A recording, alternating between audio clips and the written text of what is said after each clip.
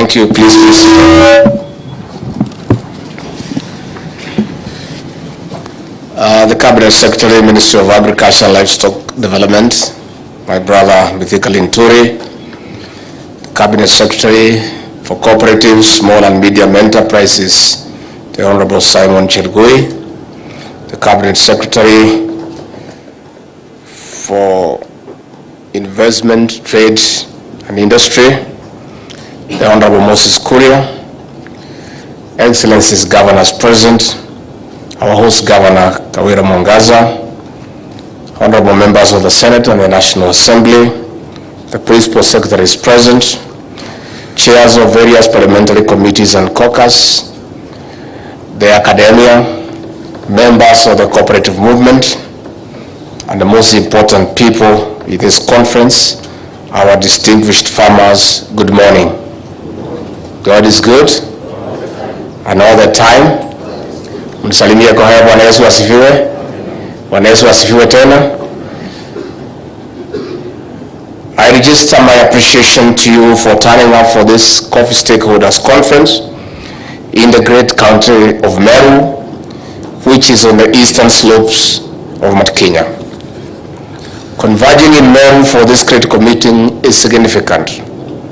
From this county, one of the regions whose men and women fought for Kenya's independence, and the greatest farmers of all time, we must resolve to liberate and dignify the coffee farmer by delivering economic freedom. For the next 2 days, we'll establish structures for long-term reforms in the coffee subsector. Distinguished guests and farmers, in the Executive Order number 1 of 2023, President William RUTO tasked me with overseeing public reforms, reforming the coffee, tea, and dairy subsectors, and this has formed part of my work. I have engaged stakeholders like yourself towards a turnaround to profitability.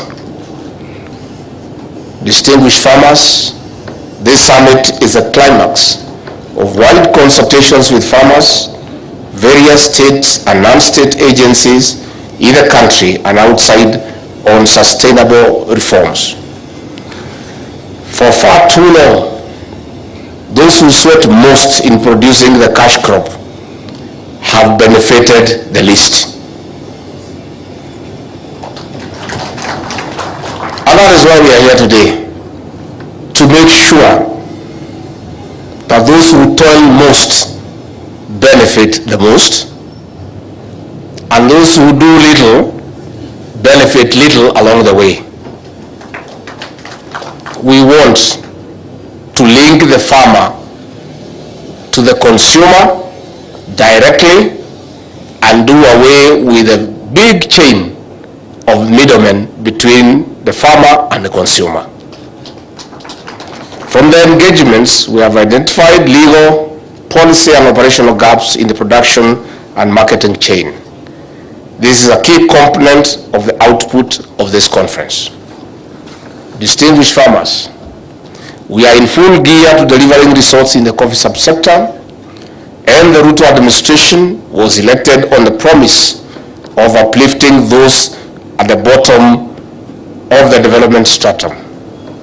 With the high cost of Kenyan coffee in the international market, it is unacceptable that the Kenyan farmer gets almost nothing. The Kenyan farmer therefore should thrive economically, as it was the case years back. Our farmers must get maximum returns from their hard work. This will also boost our foreign exchange. We must rewrite history of the Kenyan coffee, which dates back to 1894. This brand was and still is known across the world by superior and distinct aroma and flavor. President William RUTO and I have zero vested interest beyond saving the farmer. Indeed, coffee is a legacy crop for the Kenya Kwanza administration under Dr. William RUTO. Distinguished farmers, an estimated 800,000 smallholder growers in about 525 cooperative societies are waiting in hope. All eyes are glued to Meru. Farmers across the country are waiting the outcome of this conference. This Meru conference must midwife long-term and sustainable farmer-centered reforms in the coffee subsector. Distinguished guests, for this forum to achieve its goal, we need to collectively examine the current situation, and I invite all of you to speak openly and candidly in an interactive summit. I may just want to add a little and say,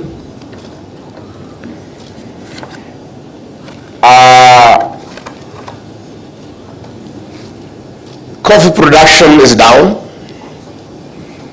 and Meru doesn't need to do much to increase production. Coffee production went down because farmers were getting nothing. There is no way you can continue putting inputs, putting labor into something, and you get nothing. The Honorable Moses Kuria, like myself, we are all products of this subsector. We went to school with the coffee proceeds. In the late 70s when we were young boys, and the early 80s when we were in high school, when you were admitted to a high school, the headmaster would interview your parent to ascertain whether you will be a problem in terms of paying school fees or not. And the headmaster would ask one question: do you have coffee? Once you said yes, you would be admitted to the school without any further question, because a membership number of a cooperative society was much more credible than a banker's check today, because coffee had returns and it was working. We saw